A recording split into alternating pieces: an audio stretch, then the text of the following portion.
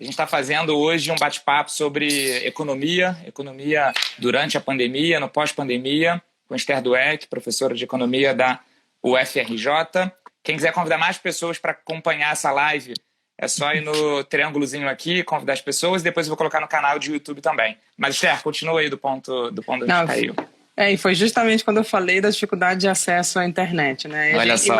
E olha que a gente está em condições bastante, né, privilegiadas comparado à maior parte da população.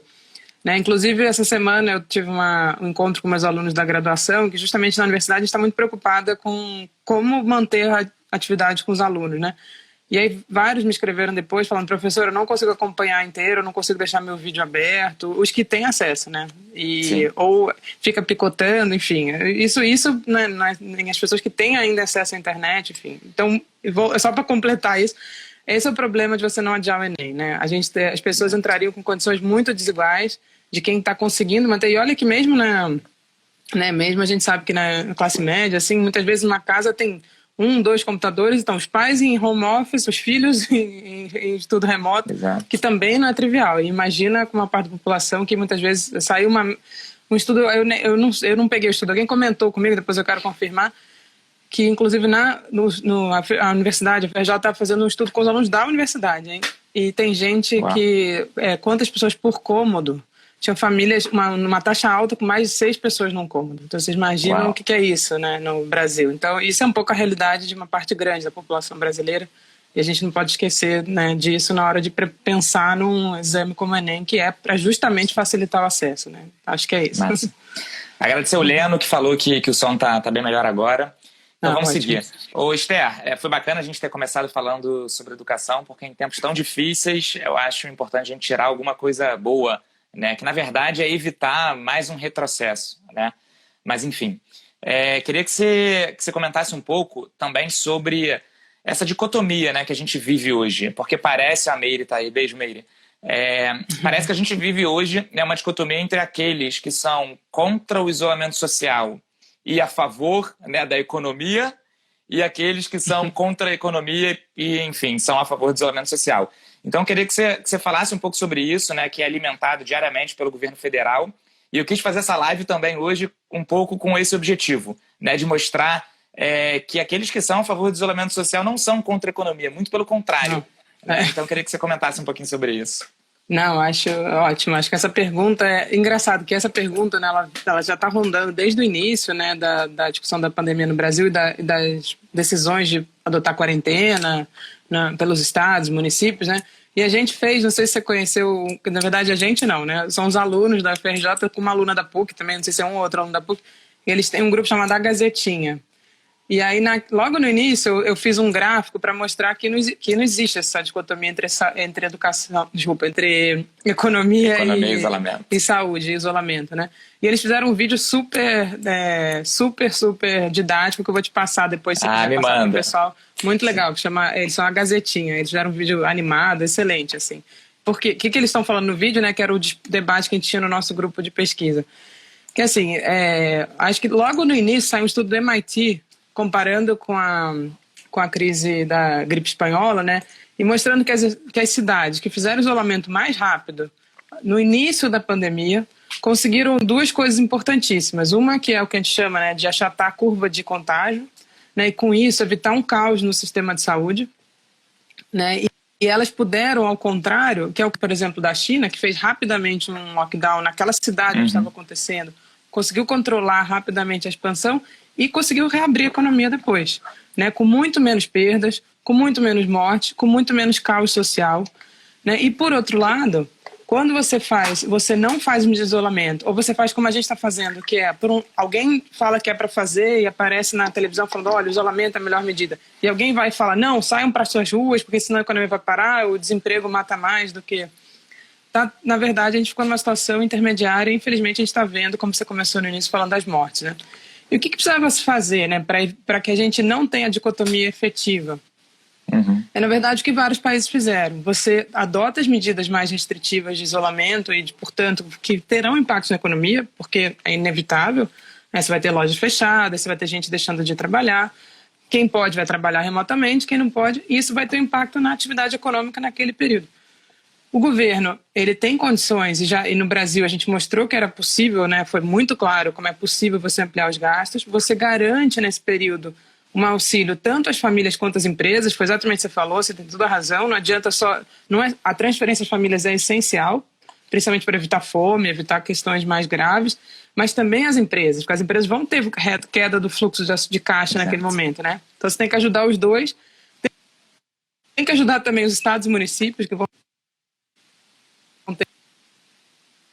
E tem que ampliar os gastos com saúde, com ciência e tecnologia, porque a gente poder tanto conseguir achar mais médicos trabalhando, uma série de coisas, também o Brasil poder se engajar nessa luta aí por uma cura, ou, enfim, algum remédio efetivo que eventualmente, para o ano que vem, que é mais provável, uma vacina efetivamente sair imunizada disso. E quanto mais a gente fica achando que existe uma dicotomia e faz pior, né, a gente não faz corretamente o isolamento, na verdade a gente só agrava o caos social. E a economia é feita de pessoas. Então, se eu tenho um caos social, eu vou ter um caos econômico grave. Né? E a gente, até no estudo que a gente fez da FRJ, a gente mostra isso. A gente fez 3 cenários, e os cenários, quanto melhor for feito o isolamento, quanto mais organizado, mas na verdade menor é a queda da economia, porque é mais rápida a recuperação. Na volta, se você conseguisse evitar desemprego, evitar quebra de empresas, é mais rápido recuperar a economia, né? Mas para isso precisa de uma atuação do Estado relevante e atuante para evitar, para conseguir fazer isso de forma organizada e planejada, né?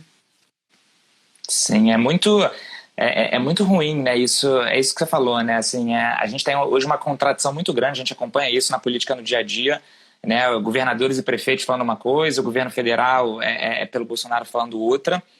E eu, enfim, tô muito alinhado com você em relação a essa não dicotomia, né? Essa quebra da dicotomia que a gente tem que fazer. E é muito ruim, né? Aqui no Rio de Janeiro, que enfim, é onde a gente vive, a gente vê um lockdown pela metade, né? O governador do Rio, o Witzel, ele falou, não, a gente já está em lockdown. E não, né? O que a gente mais vê são calçadões lotados pelo Rio de Janeiro inteiro, da Zona Sul, da Zona Norte, da Zona Oeste. E esse é o pior cenário, né? Porque a gente está num lockdown, mas não num lockdown verdadeiro, né? E com isso a gente acaba que vai demorar muito mais para sair, né? Eu concordo que o melhor cenário seria a gente entrar logo no lockdown de verdade. E aí teve uma votação, se não me engano, há 2 dias atrás, na Assembleia Legislativa do Rio de Janeiro, e foi uma pena, né? Porque é uma decisão, de certa forma, impopular, né? Assim, a gente dos deputados, dos parlamentares políticos tomarem a decisão, né, de fechamento por completo, é óbvio que vai desagradar muita gente, né? Em especial, sim, claro. Alguns empresários, enfim. Mas que pena que a gente não tomou essa medida. Eu queria te perguntar, Esther, assim, sobre o que o governo já fez, pensando no governo federal e nas ações que já foram feitas, né? O que foi acertado, o que o governo não fez e deveria fazer, na sua opinião?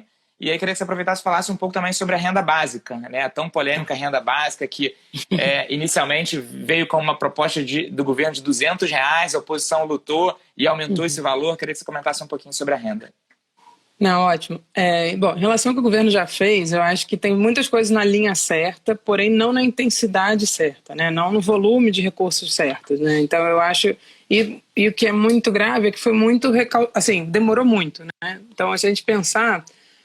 obviamente, o mundo já estava vendo o que estava acontecendo ali no final de janeiro, começou a se discutir que isso poderia ser alastrar. Em fevereiro ficou claro que estava chegando em outros países, era uma questão de dias para chegar no Brasil, né? Parece que o primeiro caso no Brasil foi em janeiro, na verdade, embora só tenha sido reportado depois, né? E a gente teria vantagem do atraso, né? Digamos que nem no desenvolvimento que existe desvantagem no atraso para você já fazer um catch-up rápido, a gente poderia ter uma vantagem do atraso, que era você já conseguir entender o que funciona, o que não funciona e o que é necessário para fazer funcionar, né? E aí, nesse sentido, o governo poderia ter feito rapidamente as medidas que ele demorou muito, só quando em março, né, quando de fato os casos começam a crescer mais aceleradamente, que o governo toma as medidas, primeiro fiscais, que precisavam ser feitas para poder afastar as regras fiscais, né? Então, por exemplo, decreto de calamidade...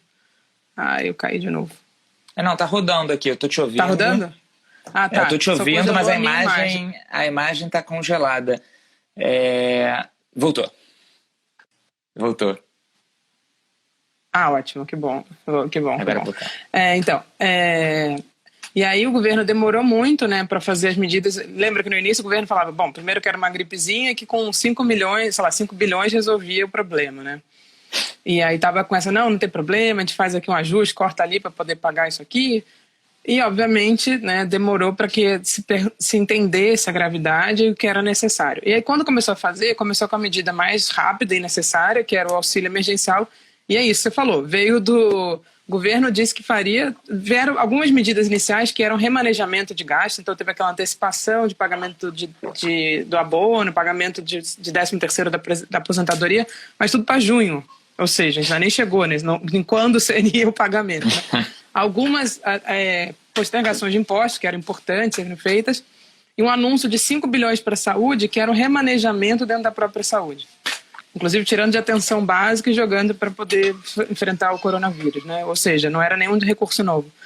E aí o governo começou falou, não, vamos fazer então auxílio para as pessoas, porque as pessoas vão ter que ficar em casa, né? E principalmente trabalhadores informais não vão ter renda nenhuma. Vamos dar um jeito. E aí fizeram a proposta era R$200, felizmente no Congresso, por uma pressão do grupo que defende a renda básica e da oposição, mas foi muita pressão da sociedade civil, né, na demanda pela renda básica, conseguiram ampliar para R$600 por pessoa, podendo chegar a R$1.200 por família, ou R$1.200 também para mães solteiras, né, e em outras situações também. E isso foi importante, só que a gente viu a demora em efetivar, né, a dificuldade de uma parte grande da população em uma demora alguém falou aqui do FGTS também, mas a partir de junho, né, também a dificuldade que muita gente tem por não ter conta em banco, o problema que tinha das pessoas que estavam com o CPF cancelado, enfim, a gente viu aquelas filas das pessoas, que é uma coisa muito triste, né? Uma coisa que poderia ter sido repensada para situações mais carentes era direto você dar o alimento, como na China fez. A China, eu lembro logo no início, as pessoas, independente da renda, recebiam na sua casa uma cesta básica de alimentos e produtos de higiene, que era o que a gente precisava, né? Quem deu produto de higiene muitas vezes foram empresas privadas que fizeram isso, né? Sim. E as outras coisas que eram importantes, o auxílio para as empresas, também demorou muito, né? Então, e o BNDES, por exemplo, ele ficou muito concentrado em pequenas empresas e, assim, situações que não deveria, na minha opinião, porque todas as empresas, independente do tamanho, vão ter problema nesse momento, porque é uma questão do fluxo de caixa que interrompe. Ele, por exemplo, falava, não, se você, ano passado, teve um faturamento de não sei quantos milhões, você está fora, eu não vou te dar crédito. Só que esse ano a pessoa está com faturamento zero. Então, ela é pequena esse ano, entendeu? E aí, não, você não pode acessar o BNDES. Não, tal setor não pode. Enfim, uma morosidade nessa coisa do auxílio às empresas, né? E depois, a própria auxílio para os estados e municípios. Os estados e municípios, o Rio de Janeiro, né, que é o nosso estado, é um estado que já tinha questões fiscais graves, né?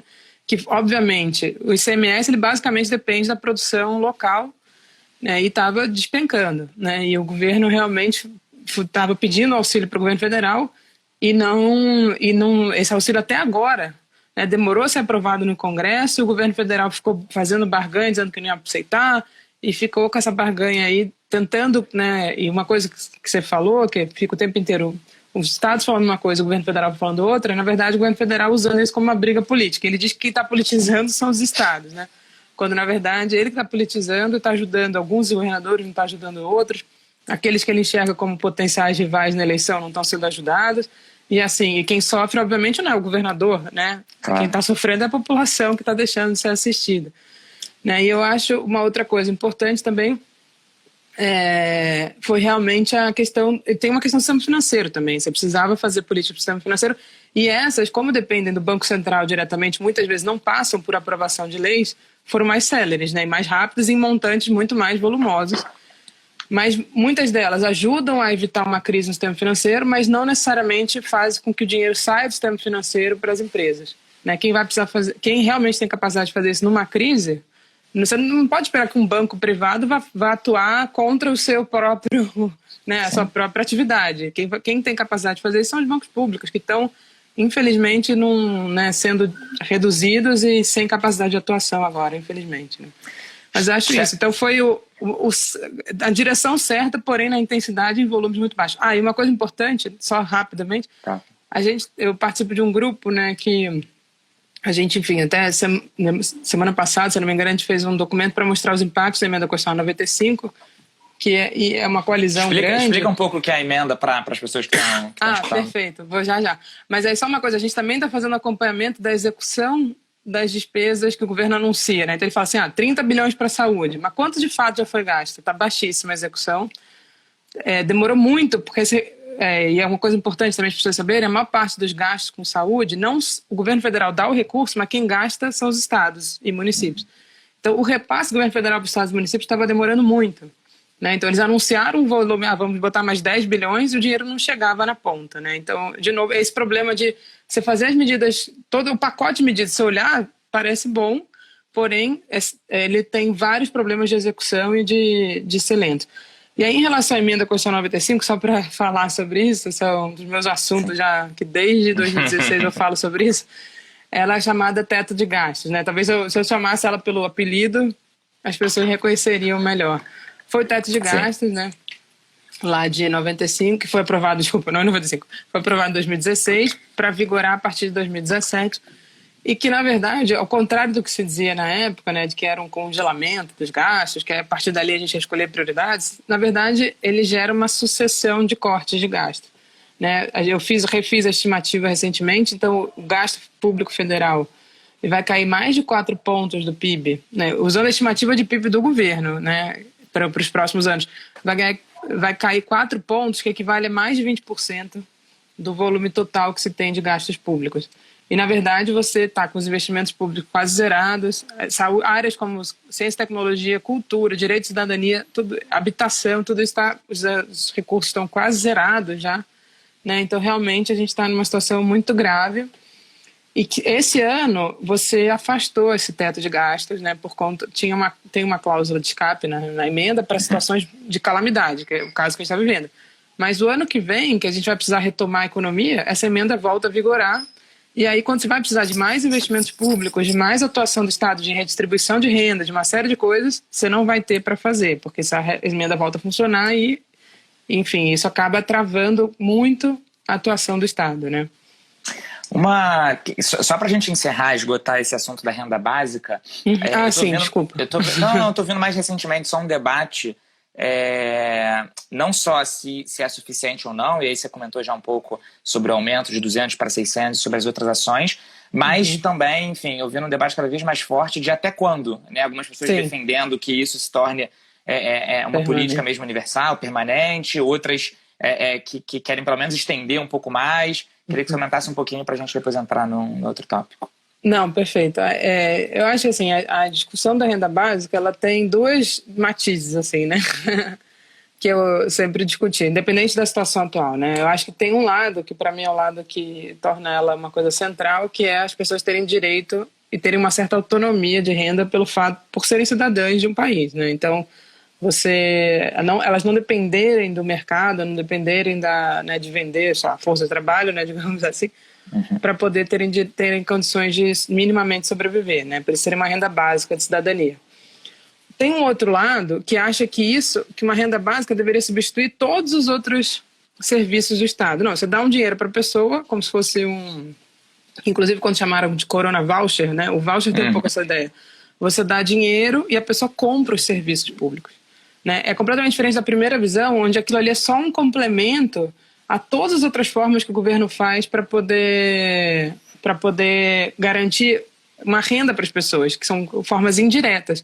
Que é, quando você dá saúde pública, você está dando uma renda indireta, a pessoa não precisa pagar por aquele bem, pelo serviço. Quando você dá educação pública gratuita, você está dando uma renda para a pessoa porque ela não precisa pagar por aquele serviço. Né? Então, eu sou muito favorável a que você tenha uma renda básica de cidadania combinada com todos esses outros serviços públicos, né? numa visão muito clara de que você precisa, sim, de um estado de bem-estar social completo, né? Que vá desde uma transferência de renda mínima até a prestação de serviços públicos de qualidade gratuitos, né? Então, acho que esse é um lado. Agora, em relação à questão agora no Brasil, especificamente, acho que tem alguém escreveu aqui que eu ia falar. O governo primeiro propôs as 3 parcelas 600, né? E que, de fato, para algumas pessoas vai significar uma grande perda de renda, para outras vai significar, eventualmente, pelo menos não necessariamente um aumento, mas uma renda mais estável. Então, quem recebe Bolsa Família, cujo valor é em torno de R$260, a média, ele não tem só essa renda, tá? A pessoa de Bolsa Família, em geral, ela trabalha em outras coisas, mas a renda dela não é suficiente para ela estar acima da linha de pobreza ou de extrema pobreza. Isso é um complemento. Mas ela vai ter, eventualmente, por exemplo, uma mãe solteira do Bolsa Família vai ganhar R$1.200 agora, o que para ela vai ser uma estabilidade de renda que ela não tinha antes, né? Então, por outro lado, você vai ter, por exemplo, um motorista de Uber ou alguém que trabalha no setor informal, um camelô, que tem uma renda maior que R$1.200 normalmente, né? Então ele vai ter uma perda de renda significativa, né? É uma situação... e aí, como a gente imagina, justamente porque a maneira como a gente está fazendo isolamento tá essa coisa mais ou menos, que a gente tende a se estender mais, e a própria dinâmica até a gente ter efetivamente uma vacina, a gente sabe que a gente vai viver períodos que não são de normalidade, né? Então também vai exigir mais distanciamento social, uma série de coisas. De fato, existe uma demanda para que isso permaneça. E alguém falou, que foi o Leonardo, né? De fato, o que o governo está anunciando é que permaneceria, mas só R$200 por mês, seria 600, uma parcela de 600 dividida em 3 de 200. Que na minha visão tem um duplo papel aí. Entre eles porque o governo ganhou politicamente com isso, né? É importante dizer, parte da base do Bolsonaro que está mantida são pessoas que antes não tinham os R$1.200 garantidos e que passaram a ter, que viram isso como uma positiva e não entenderam que, na verdade, é uma coisa que elas deveriam ter direito, né? As pessoas não enxergaram isso como um direito. E aí você mantém as pessoas recebendo aquele recurso por mais 3 meses, mas isso é claramente insuficiente. E aí, Guilherme, uma coisa que eu não comentei no outro, que complementa isso, esses 1.200 eram um auxílio para os trabalhadores informais, né? Se esse já não é suficiente, para os formais foi muito pior, tá? E aí eu queria falar um pouquinho sobre os formais, porque eu acabei não falando na outra. Esse, para mim, talvez tenha sido a pior medida em termos do formato. Porque, ao contrário de outros países, o governo, na verdade, ele não garante uma reposição dos salários, né? O que o governo propôs foi o seguinte: as empresas podem renegociar com seus trabalhadores redução de jornada, podem demitir, então tinham total, enfim, não é total liberdade, como inicialmente se propôs, não sei se você lembra, teve uma MP 927, numa segunda-feira, que estava facilitando a demissão, ou seja, ia gerar uma demissão em massa, além do que a gente já está tendo, né? Depois ele revogou isso e fez na quinta-feira uma outra que fala, não, as empresas podem renegociar a redução de jornada com redução de salário, e a pessoa ganharia como complemento uma parcela, uma mesma proporção de redução da jornada do seguro-desemprego. Qual o problema disso, né? Que o seguro-desemprego teto é R$1.800. Então, se você renegocia o salário de alguém que ganha 3.000, 4.000, ele não vai ter a reposição do seu salário nem próximo do que ele tinha antes. Então, geraria uma grande perda. Então, tinha 2 problemas. Um é que o teto era muito baixo, né? A oposição chegou a propor que fosse 3 salários mínimos, até 3 salários mínimos, que é R$3.000, atende 80% dos trabalhadores brasileiros. Tá? Então, você garantiria até 3 salários mínimos, porque você garante a renda de 80% dos trabalhadores brasileiros, que é um percentual grande para manter a economia funcionando, inclusive. Né? E a outra coisa que é muito ruim, que não proíbe demissão, que está acontecendo muito fortemente, e, por outro lado, também não permite essa redução de jornada com redução de salário e com complemento salarial muito baixo. Né? Então, acho que, infelizmente, a gente vai ter uma perda de renda muito grande nesses meses aí da pandemia, que poderiam estar sendo evitadas se o governo estivesse agindo de forma mais forte, né? Legal. Queria, enfim, caminhando aí pro finalzinho, queria falar sobre o futuro. Né? Primeiro, só para não passar batida, assim, uma coisa que você falou e que é muito importante reforçar é que toda essa crise política, assim, hoje a gente vive uma crise em vários sentidos, né? Uma crise sanitária, uma crise política, uma crise ética e também uma crise econômica, né?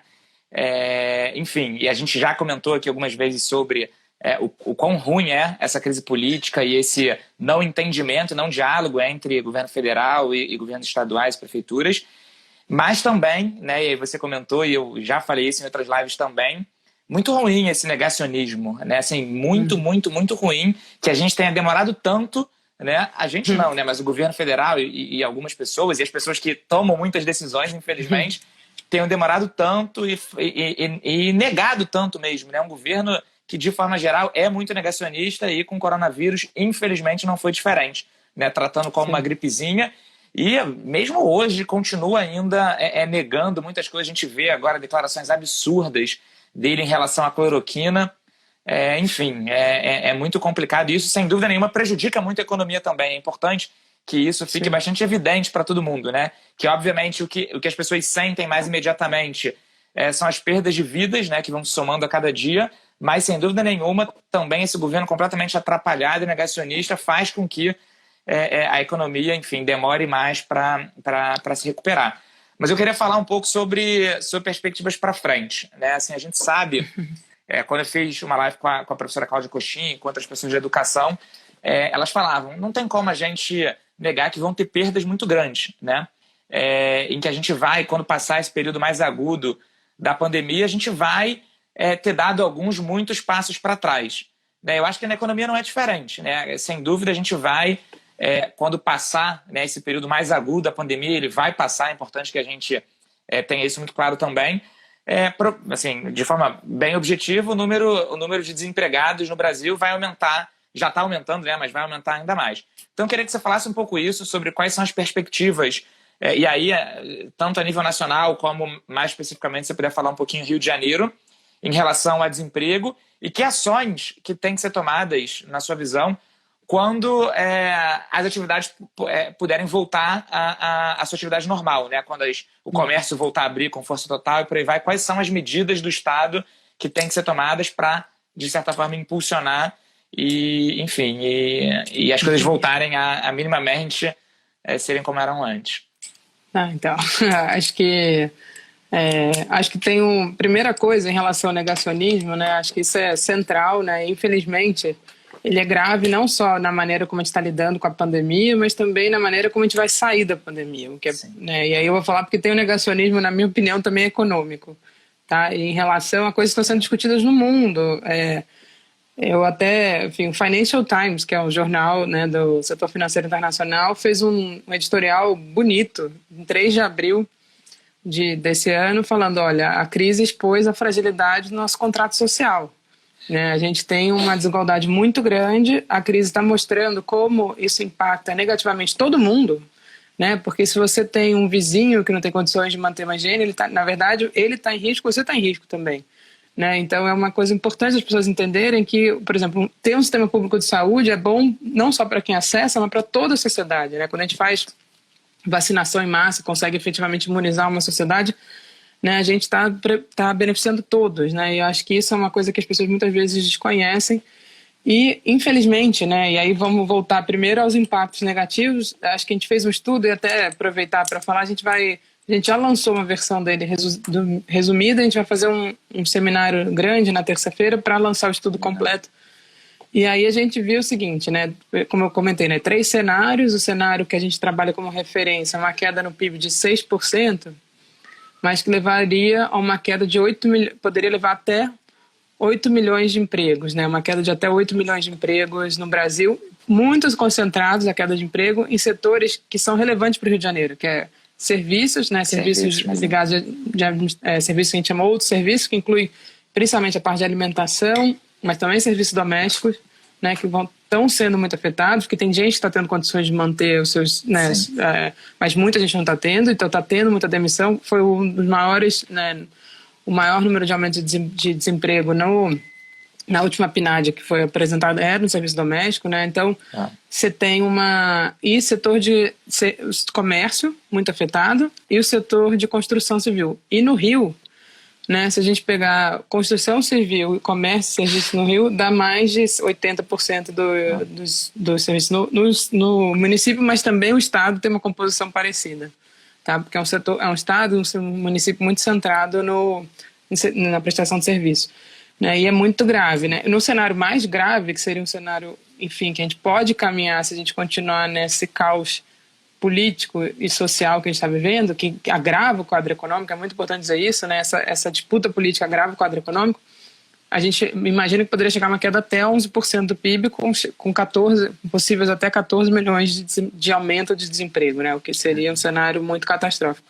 Hoje, qual é esse número, Esther, então, esse é o aumento, né? Hoje a gente tem 12 milhões. Ou seja, você dobraria o número de desempregados, né? Mais que dobraria, né? Hoje a gente tem em torno de 12 milhões de desocupados e poderia até dobrar. Mas e muito concentrado nesses setores que eu te falei, que acaba afetando muito o estado do Rio de Janeiro fortíssimo, né? O que a gente mostra também é que a queda da arrecadação gigantesca, né, e muito forte no ICMS, que é no caso do estado, e ISS também, né, que são as receitas do estado e do município, que vão ser muito afetadas, então vai gerar um problema para os estados que não tem absolutamente nada a ver com eles estarem gastando demais, né? É uma coisa totalmente de fora, então você precisa do auxílio urgente para que isso não vire um colapso em outros serviços, além da saúde, né?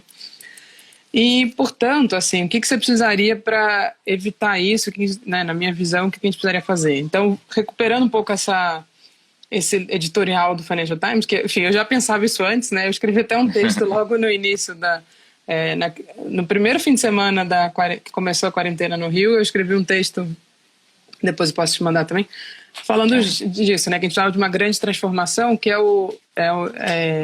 relembra um pouco Polanyi, que escreveu um texto sobre a mudança que houve no mundo ali no período entre guerras, né, entre a Primeira e a Segunda Guerra Mundial, e que depois desembocou no que a gente chama também na mudança na visão de um estado de bem-estar social, que já é posterior, né, já é logo depois do final da Segunda Guerra Mundial.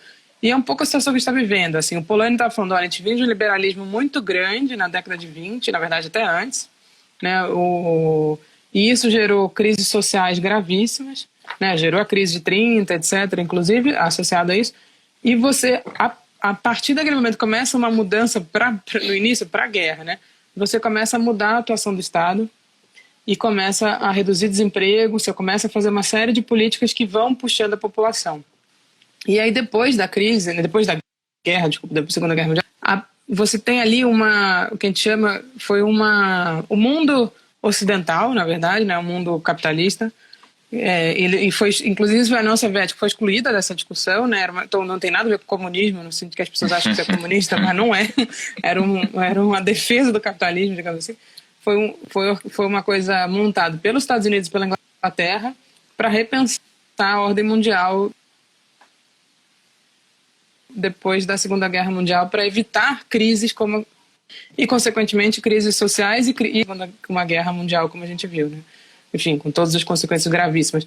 E ali se repensou as instituições internacionais, né? Então se montou o FMI, a ONU, uma série de organizações internacionais, mas também se mudou a maneira de pensar a participação do Estado muito fortemente, tendo como centro a ideia de um Estado de bem-estar social, né? E a gente, no Brasil, por ter muita desigualdade, né? Voltando lá ao nosso tema do início, a gente teria condições de montar um plano de desenvolvimento centrado na redução da desigualdade, que geraria emprego, geraria desenvolvimento tecnológico, geraria potencial para crescimento industrial, né, nas áreas, por exemplo, de habitação, de saúde, né? A gente no Brasil tem um complexo econômico industrial da saúde que estava sendo destruído, que a gente pode retomar, porque ele é central, né? A gente viu qual o problema de você não ter insumos básicos no momento desse, né? A gente não produzir máscara, não produzir equipamento de proteção. Hoje a gente chegou num dado tristíssimo, que mais de 100 médicos no Brasil já morreram por conta do coronavírus, e isso é fruto de uma ausência de equipamento de proteção, né? Que eles deveriam estar protegidos ali de evitar contágio, né? Então, assim, a gente tem tudo isso, e uma coisa central, que também é negada por esse governo, e outros governos no mundo, né? Que é a questão da mudança climática, que essa pandemia, ela também deveria nos alertar para isso, né? E, no fundo, você tem uma capacidade, você pode usar esse momento posterior para repensar o padrão produtivo, né, com tecnologias verdes que exigem uma atuação do Estado em você mudar completamente a nossa matriz. No caso do Brasil, nem a matriz energética. No nosso caso, são outras questões mais relevantes. Para o mundo, é uma mudança da matriz energética, mas mesmo no Brasil, reduzir a demanda por energia, né, a gente mudar, enfim, todo o processo de desmatamento no Brasil, que realmente tem causado problema de gás de efeito estufa, né? Então, assim, a gente poderia repensar essas coisas todas, mas isso exigiria que a gente repense todas as fiscais e, na verdade, repensasse a atuação do Estado. Acho que esse ponto a gente acabou não explorando tanto, mas a crise ela mostrou como as políticas econômicas que estavam sendo feitas antes, elas não serviam.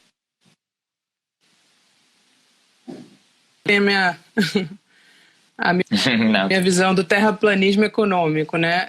No mundo já está se rediscutindo que essas políticas deveriam ser alteradas, né? A gente já vinha desde a crise de 2008, que foi um pouco um ensaio para essa crise. Já se viu que você tentar fazer políticas de ajuste fiscal, de você tentar deixar o Banco Central totalmente independente do Tesouro, sem que o Banco Central possa efetivamente, né, atuar junto com o Tesouro em momentos como esse, são medidas totalmente equivocadas, né? Aumentaram a desigualdade no mundo, diminuíram o ritmo de crescimento. O mundo inteiro estava crescendo pouco e o Brasil nem se fala, né, antes da crise. Então, se a gente não repensar as políticas econômicas e pensar num novo padrão de desenvolvimento, realmente vai ser difícil a gente recuperar rapidamente dessa crise, né? Então, acho que e é importantíssimo entender, né, que as pessoas estão falando assim, do governo está trabalhando assim, esse ano a gente flexibiliza tudo, ano que vem volta tudo ao normal, né? Mas alguém tem que dizer para o coronavírus que ele não está aí, que os efeitos dele também acabam dia 31 de dezembro de 2020, né? Exato. Até isso foi o Nelson Barbosa que falou que a gente participou de um debate também, ele falou isso, alguém tem que avisar o coronavírus e os efeitos dele que eles acabam dia 31 no Réveillon de Copacabana, né? Que a gente vai enterrá-los todos ali no Réveillon de Copacabana. Mas, infelizmente, isso não vai acontecer e a gente vai precisar, assim, de repensar aí o sistema econômico. Esther, muito, muito, muito obrigado.